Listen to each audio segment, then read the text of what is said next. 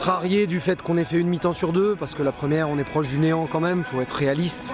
En termes d'intensité, en termes de rythme de jeu, on était 2 tons en dessous du Luxembourg, donc presque logiquement, cette équipe nous a sanctionnés.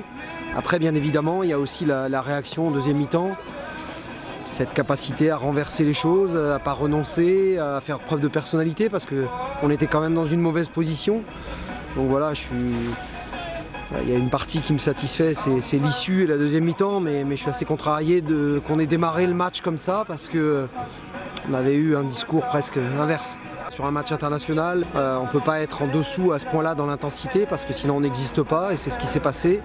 Puis après, on s'était mis dans la panade comme des grands garçons.